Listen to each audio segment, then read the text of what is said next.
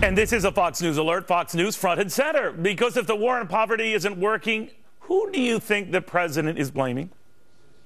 I think the effort to suggest that the poor are sponges, leeches, don't want to work, are lazy, are undeserving, got traction. And look, it's still being propagated. I mean, I have to say that, if you watch Fox News on a regular basis, it is a constant menu. They will find, like, folks who make me mad. I don't know where they find them, right? They're all like, I don't want to work. I just want a free Obama phone or whatever. And that becomes an entire narrative, right, that gets worked up. And you very rarely do you hear an interview of a waitress, which is much more typical, who's raising a couple of kids and is doing everything right but still can't pay the bills. I knew we were to blame. Ring a bell? Welcome to Fox News Hell. I think it's fair to say that I don't always get my most favorable coverage on Fox. Rupert Murdoch, who owns Fox News, let's just say he doesn't have an Obama sticker on his car. Those of you who are watching certain news channels on which I'm not very popular, if you are on the right, then you're only reading the Wall Street Journal editorial page and watching Fox News. I've got one television station that is entirely devoted to attacking my administration. So I don't know. I was watching Fox News and they said this is horrible. All of this is amazing because no one at the White House says they bother watching us. Anyway, when something is not going right, just blame Fox.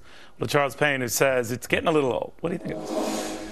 Well, obviously it is getting a little old. The president's been in charge for a long time now. He was at a conference on poverty, and the fallback position, of course, is that things aren't changing because everything's out of his control, and the misperceptions of the poor make it worse for the poor.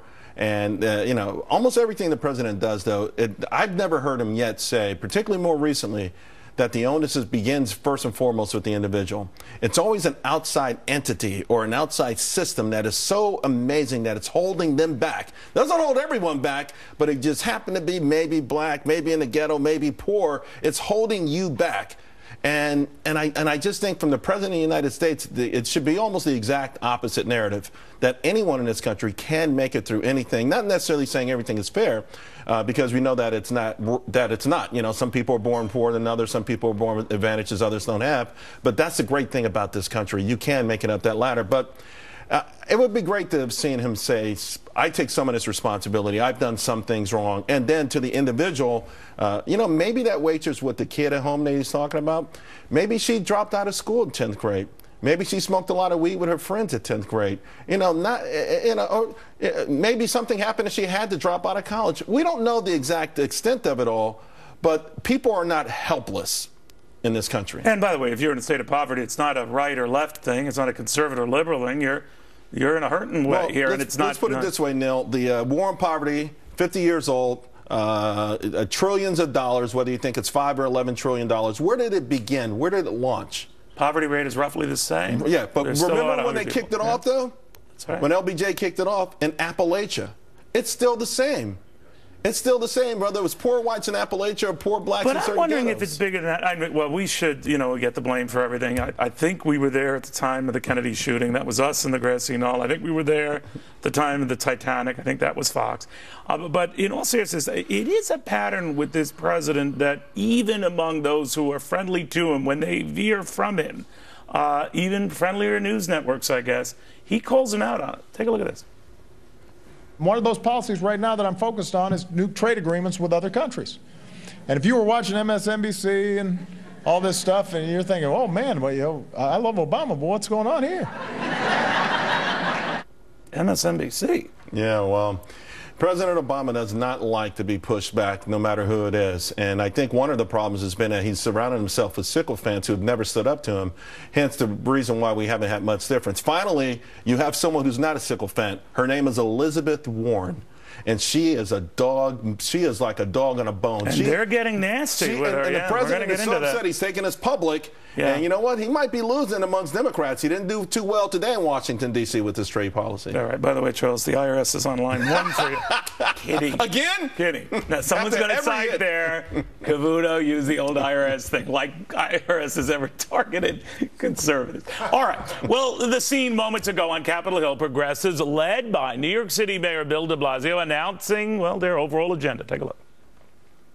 They are bold steps. They are clear steps, like increasing the minimum wage to $15 an hour. Yeah. National paid sick leave and paid family leave laws. Universal pre-K and after-school and child care. We'll be calling on leaders and candidates to address these issues, to stiffen their backbones, to be clear, and to champion these progressive policies. How do you stiffen your backbone giving away stuff? Just me. Anyway, Elizabeth Warren delivering a very similar message early in the day. Is this a message to Hillary Clinton? Turn left now or get out of the way fast. To Byron York, who says she's already turning. So the effect is real, whether these guys jump into the race or not, right? Well, there's no doubt that these are messages, and there's no doubt that they've already been heard. I mean, look at the positions that Hillary Clinton has taken on immigration. I mean, that made immigration activists way to the left just very, very happy. They were shocked when they heard it, but they were really happy. Gay marriage, Mrs. Clinton used to have her doubts about it. Now she's a solid supporter. Have you heard her say anything about this trade agreement that's being fought over on Capitol Hill? The left wants her to come out against it.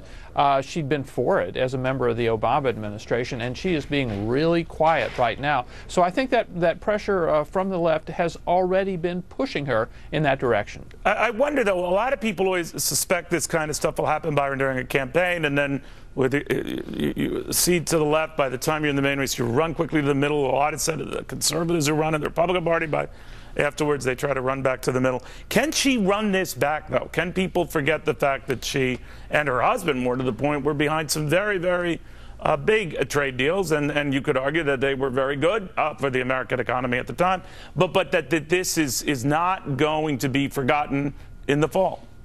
Well, you know, the really weird thing about that old maxim you talked about is that you generally run to the right or left, depending on your Republican or Democrat, if you're in a heavily contested primary battle. That's right. That's right. She's not. I mean, so what does this tell you? She's doing this Sanders, obviously to get others not to come into the race, but isn't that just as bad for her, at least, as having them in the race? Well, the fact is the Democratic Party has moved left over the past number of years. The sort of center of the Democratic Party has moved left over a number of years, and Hillary Clinton has been viewed as a candidate or a senator from Wall Street. She did vote to authorize the Iraq War. The left has their problems with her, and I think that she wants to get these things cleared up while she's in this early stage of her campaign and not be fighting her own side when she's in a general election battle.